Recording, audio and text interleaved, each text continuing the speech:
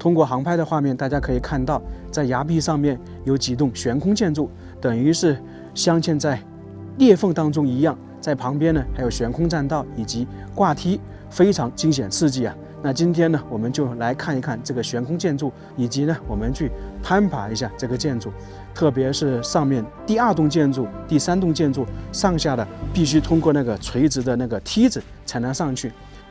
大家好，我是邱平，我现在来到了陕西陇县的石门洞森林公园这里。这个悬空建筑确实是非常惊险的，我还没爬上去，通过航拍看到有一个女孩子在这里攀爬，我都感觉有点害怕，有点胆战心惊的。其实去年我来过这个地方啊，只不过我有点恐高，到了第2层就没有往上走了。那后面有朋友说你可以再去体验一下，尝试一下。那今天呢，我们就去体验一下，看看能不能爬到最顶部，争取爬上去啊！已经进来了，去看那个悬空建筑，大概要徒步1到2公里才能到达。我也是用的年卡的，在陕西这个地方是有好几种年卡的，很多知名的景点都包括了。现在是行走在峡谷当中，这里我们称之为是中国5大悬空道观之一。其实呢，在整个这个山谷里面呢，是有好多这种建筑的，应该也称得上是道观吧。毕竟这个地方历史比较悠久。我看了一下资料介绍，始于春秋，建于西汉，就是在西汉的时候，这里呢可能就已经建了那些道观这一类的。我们现在经常说悬空寺，其实是把寺庙、道观这些在崖壁上面的建筑都统称为悬空寺了。在这种山谷里面，环境还是不错的。这一块比较偏僻，算是有点冷。刚才我走进来的时候，还看到很厚的冰块。前段时间这里还下了雪，在那个太阳晒不到的地方都还有积雪呢。我估计啊，夏天来这里游玩的人很多，因为算是一个避暑的好地方。平时可能就没有多少人吧，因为这个地方整体算起来还是比较偏僻的。这里写了龙门洞、枣阳洞，这个山里面我看了一下资料，大概是有几十个洞，还有好几座山峰：混元峰、曹元峰、枣阳洞。我们要看的那个悬空建筑只是其中之一，当然了，那个是最有名的。它是在那个山顶上面，我们等一下从前面爬上去，也算是比较遥远的。现在开始上山，刚到这一块，也发现了一座这种悬空建筑了，得从这个崖壁上走过去。哇，下面还有好多冰块。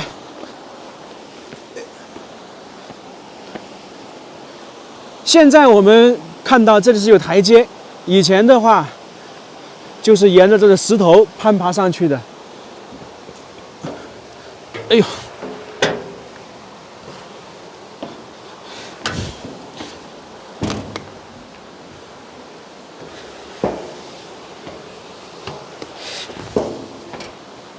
这供奉的是谁呀？二郎神。都是道教的一些神仙人物，二郎神和哮天犬。我们经常看神话故事，说天庭、二郎神、哪吒三太子这几个人是具有反骨的，天庭拿他们没办法，玉帝拿他们没办法。现在我们下去，这一块有这个梯子，相对来说比较好走。等一下我们到了上面那个悬空建筑，那就得真走绝壁栈道了。开始上山了，这边又出现一个洞穴，叫做禹王洞。难道是禹王在这里隐居过吗？大禹治水我们非常熟悉了，那这个地方不知道是为什么，可能是为了纪念他吧。在这边还有个水帘洞，是在那个位置，攀爬的话，基本上得拉着这个铁链才行。现在肯定就不能上去了，因为确实比较陡峭，很危险的。我现在这里看到洞上还有洞，弄了一些横梁，估计以前呢也是有人隐居，因为这个地方历史非常悠久啊。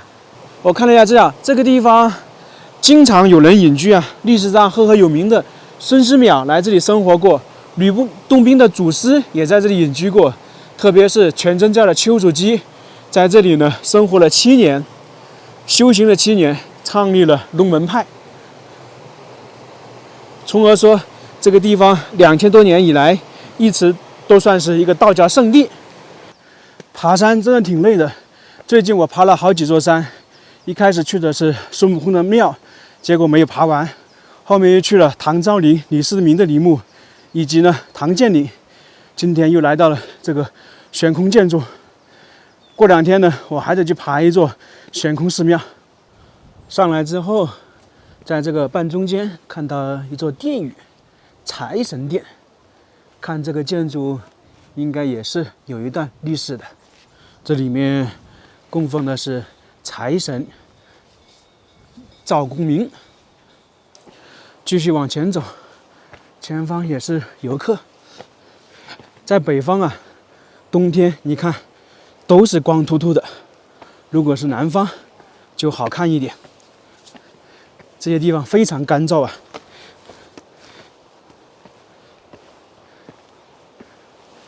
我现在喜欢这些北方干燥的气候，到南方反而不习惯。前方又出现一个洞穴，真的是非常多啊，叫做青霞洞。这里面供奉的是张三丰。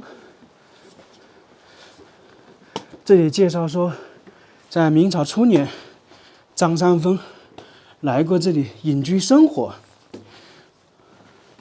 当时朱棣夺得天下之后，他就想召见张三丰，可惜张三丰不见单，于是呢，朱棣呢就开始在武当大修武当，并且呢，在武当山脚下面修建了一座张三丰的道场。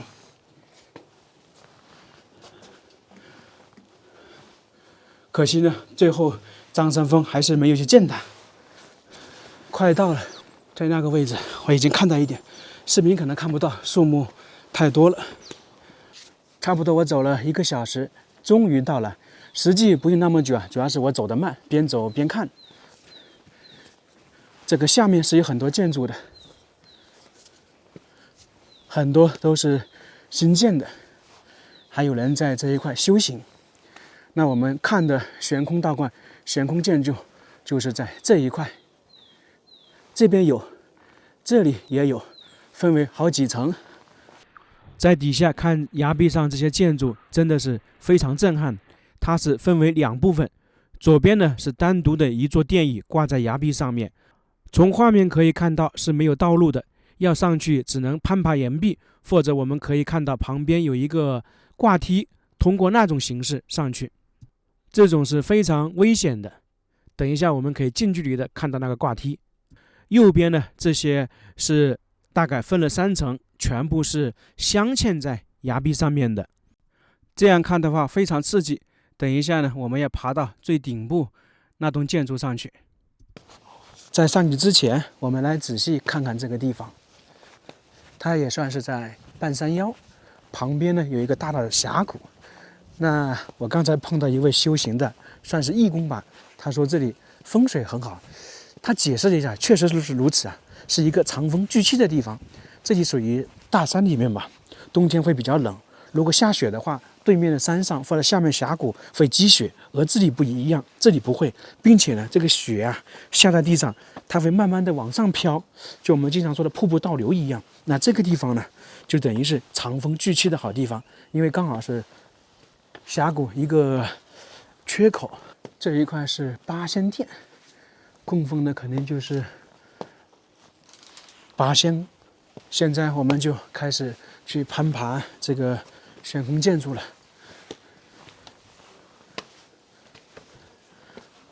今天天气是真的非常不错，大太阳。在这个空间里面，确实感觉比下面更舒服一点。太阳晒是一方面，整体的空气也很好。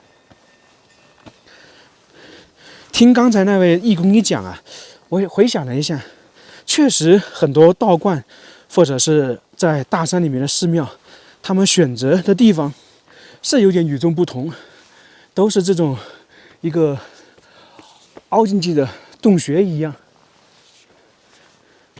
古人修建这些建筑，确实考虑到很多东西啊。这个下面就是一个大的峡谷，我们这一块像是一个月亮形的凹槽一样，整个建筑都在这个里面。那像那些风啊，在峡谷中流淌的话，它就会分散到这里来，就是往这边吹，或者是从那边过来往这边吹，整个风都等于是藏在这个山坳里面，这就是藏风聚气。然后下面还有一条山谷，有河流，有水，对面有山挡住了。这都是重新修缮的，以前都是没有道路。刚才那位义工跟我说，不光以前这个上面没有道路，刚才我们一路爬的那个台阶，都是差不多近20年修建的。以前就只能爬山了，可能是后面要开发，就修了道路出来。我们现在看到那个悬空栈道在那一块，这些呢是属于木板的。这里有个路牌，写的是混元阁、三清阁和玉皇阁。我估计啊，应该是这些镶嵌在崖壁上面的悬空建筑。在这里看到悬空栈道了，都是木头的。我们要去那些悬空建筑，必须走这些栈道上去，都是在绝壁上面修建的。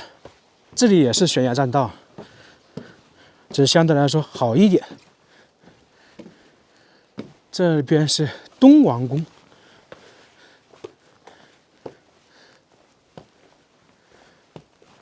是我们常说的东华帝君，他是南仙之首。一般呢是说先拜见东王公，再拜见西王母，然后才能飞升进入仙班。这个墙壁上面有很多碑，记载了是什么时候重修的。康熙56年，这个也是康熙时期的。现在我们就正式的开始攀爬了。你看这一块，明显的也是在这个石头上面开凿的。以前估计都没有这么好走。头顶上呢有2座建筑，这个是太白殿，上面还有一栋建筑，应该是叫洞天福地。我们主要是看看最上面那栋建筑能不能走上去。慢慢攀爬了，不太好走啊。我是带了一个登山杖，然后拉着铁链也可以。反正这些地方要小心为上。这一块道路都比较小啊，岩石上开凿的，这没有铁链都不敢走。前方那个墙壁上面也是有很多碑，应该是各个时候重修的。光绪5年，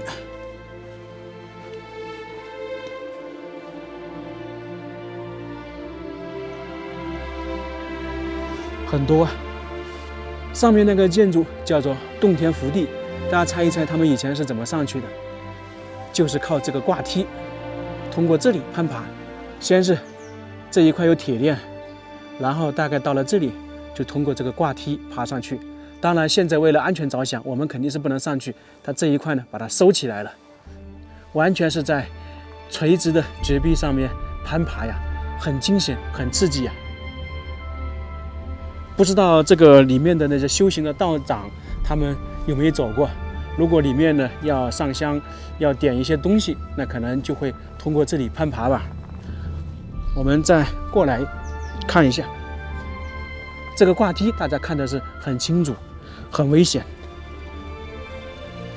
那么当时他们可能就是通过这一块上去。这边有铁链嘛，攀爬过去，总体而言也是很危险的。就算这个铁链下来了，我也不敢爬上去。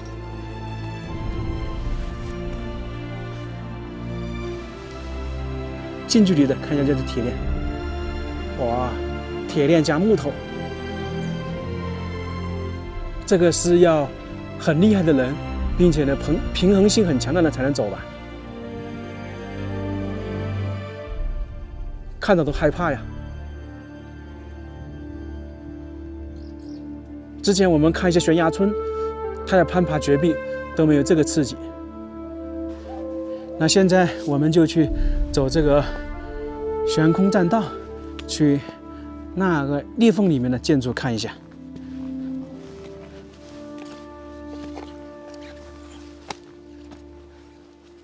要小心再小心啊！明显的看得出来，这个就是那种弄了横梁出来搭在上面的，全是木头的。有人是要往回走了，很刺激啊！他们都是挨着里面走，不敢走外面。先通过航拍来看一下这个悬空栈道，大家看到这个画面会不会紧张？我多少还是有一点的，可能很多人呢都不敢走这种栈道。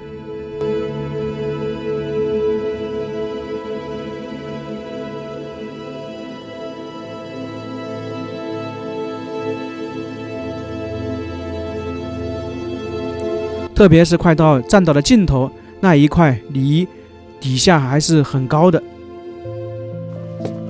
我以前恐高啊，可能这2年走的地方好一点，就没那么恐高了。我们看看远处的环境，漂不漂亮？这个地方空气是非常好啊，但是走到这里也是要小心，毕竟旁边这个铁链护栏没有那么高，尽量还是靠里面走。如果胆子不是那么大的人，还是要抓着里面的这个铁链，尽量不要看外面。尽管说我们以前恐高，但是看了一下外面，这感觉腿还真的有点发软了，因为越往上走越陡峭，而且呢还是有坡度的。大家一定要小心再小心呐，尽量不要看外面。这里有很多孔，估计以前呢，栈道应该是搭在这个位置。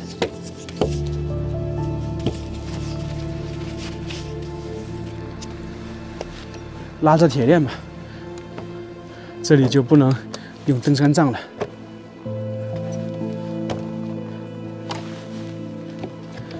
在视频里面，或者是航拍看这里是非常惊险的，确实也是有点呢。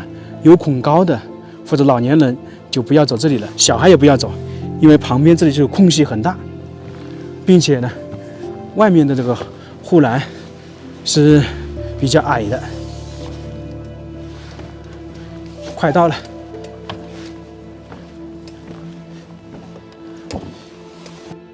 来尽头看一下这个悬空栈道，真的好吓人哦！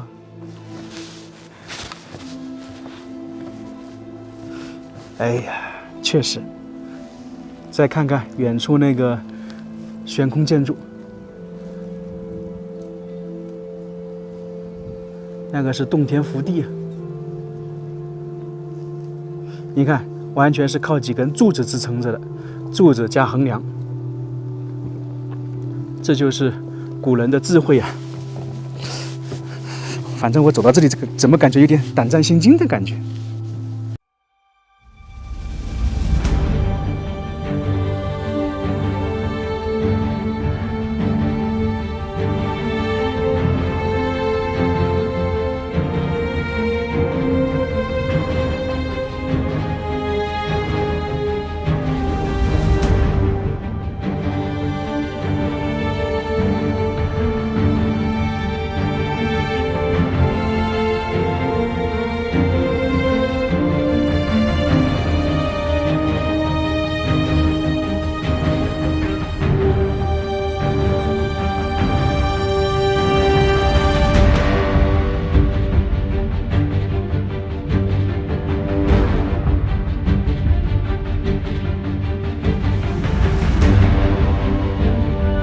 继续往前就是我们今天要看的最重要的悬空建筑，这里分为3层，有3座殿宇在这里。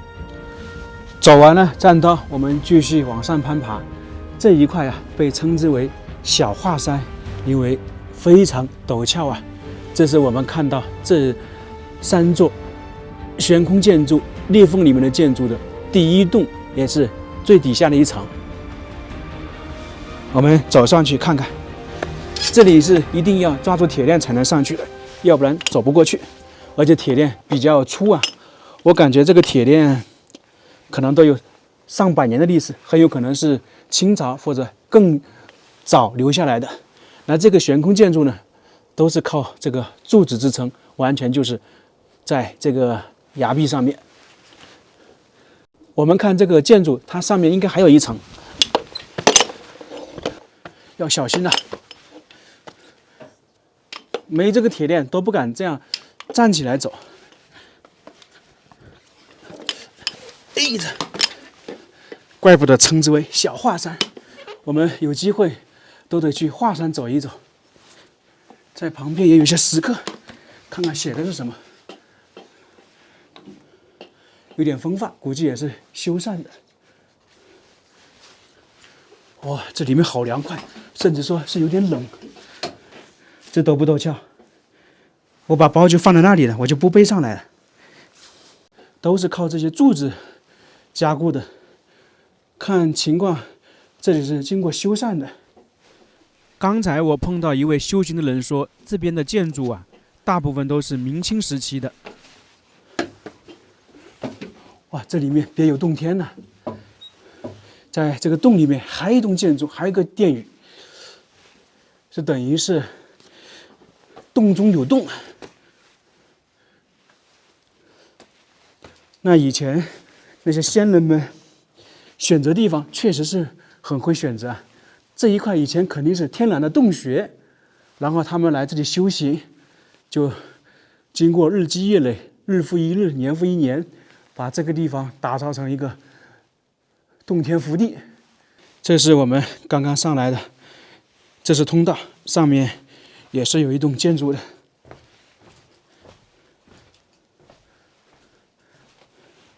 第一层建筑是叫做玉皇阁，那么这里面我估计供奉的是不是那个玉皇大帝呀？看起来有点像。我们在这个外面能看到第2层和第3层，特别是第2层到第3层有一个梯子，那个应该很刺激啊。现在我们就往那边走了。回到洞内，继续往前走。哎呦！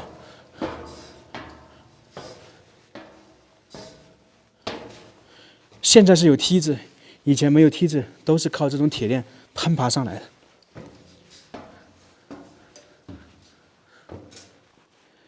再看看洞内的环境，这是刚刚我们走的通道。过来之后，上面还有个洞穴，通过旁边这个栈道到第2层，算是这些洞穴是上下连通的。那边还有那个一个木头，不知道干嘛用的。我们走上去，这一块感觉比外面的都更惊险一样的。我还是抓住里面的这个铁链了，外面不能抓。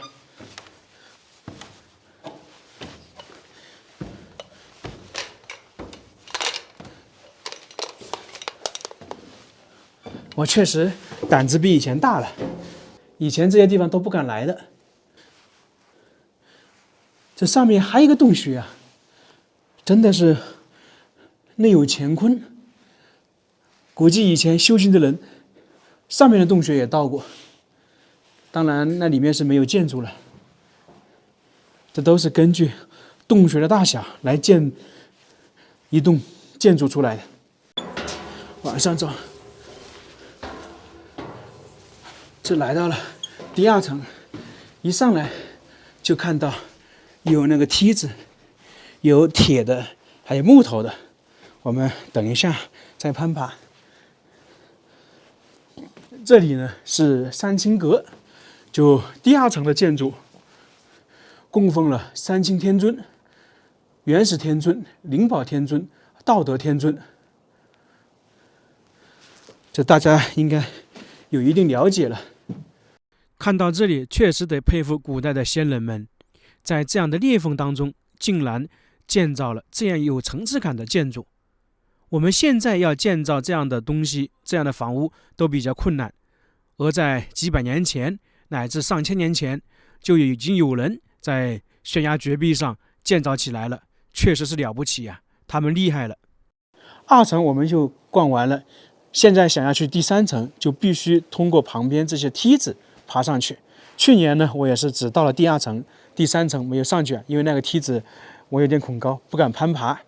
那今年我们就要尝试一下，在这里呢有2种形式的梯子，一种是木头，一种呢是这种钢筋搭建的。那么这个肯定是现在搭建的，以前想要上去呢，可能就是通过这个木梯子，这个也是非常粗壮啊，感觉历史也比较悠久。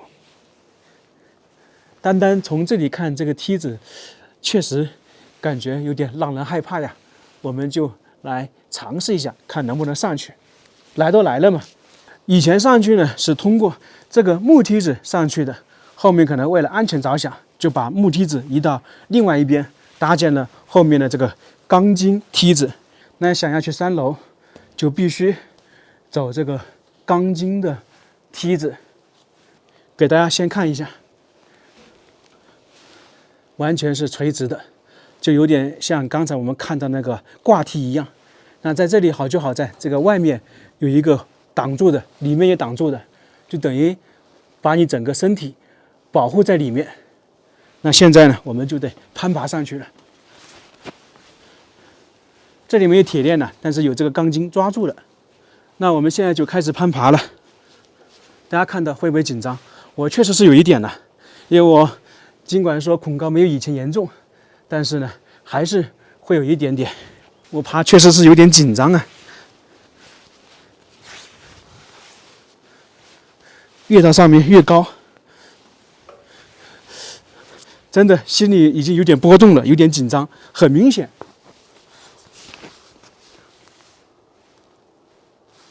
关键到了上面也不太好走啊，下面就是100米高的悬崖，我瑟瑟发抖，我都有点不太敢上去了。大家在视频里面不知道能不能感觉啊，确实我感觉腿都有点发软一样的，手呢也很用力的抓住这个。如果不是为了体验这个，我这次就不来了，因为去年我来过这里，很多朋友说其实可以上去体验一下的，我这次就真的来了。差不多到位置了，这一块有个栈道，我们得去栈道那里再走到那个第3层上去。这里都不好说话。哎呦，哇，在外面这个不能拉呀，还是要拉里面这些钢筋。而且这里不好站直，我头顶上就是那个栈道。这里更高，得蹲着走。哎呦，等于是爬着走。哎呀，哎呀，站直了。哎呦，好紧张啊！你看，这个还是动的，所以大家一定不要抓这个，要抓上面的铁链。再给大家看看下面，这完全就是绝壁啊，很高很高的，所以这一块真的有点吓人。我们上去，要抓旁边的铁链。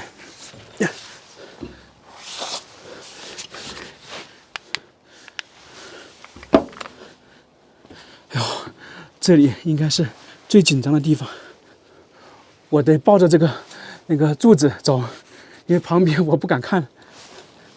我抓住啊，转个方向。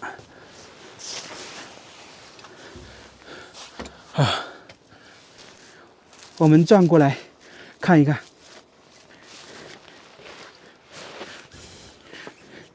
这下面那一块要攀爬，然后这里呢，就是我们刚才走的通道上来的，你说能不刺激吗？怪不得被称之为中国5大悬空建筑之一。大家小心再小心啊，得从这个洞穴攀爬上去。这是我迄今为止走过最惊险的悬空室。山西有很多悬空室，但论刺激程度，跟这里相比，真的是小巫见大巫。继续往前走，这里都是蹲着上去。哎，这边，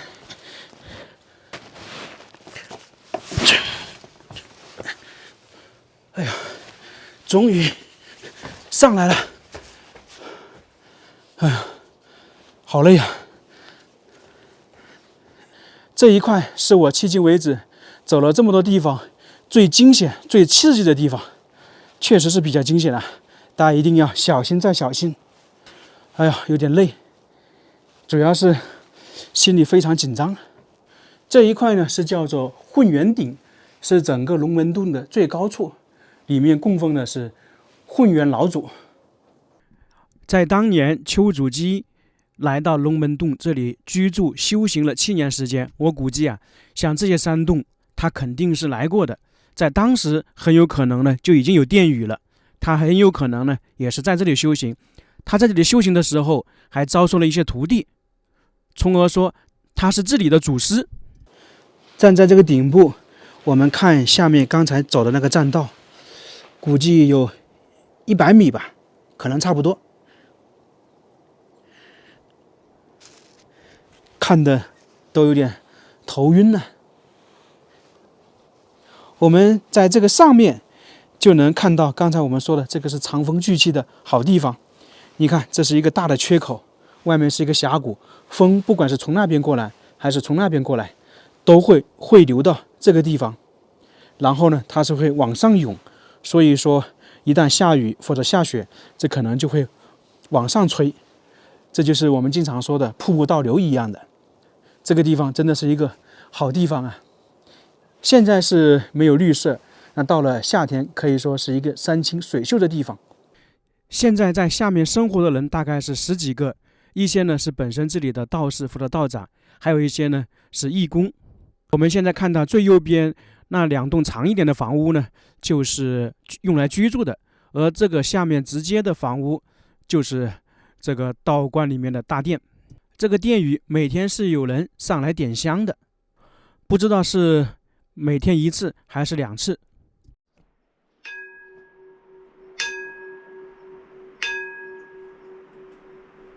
这是我看到的一位义工在这里，他当时爬这个梯子速度也是非常快的。那现在我们就下去了，又得紧张一次。这里又到了紧张刺激的地方了，一定要抓住啊！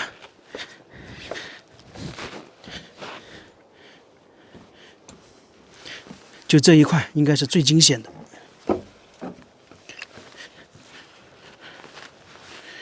从这里来到了梯子了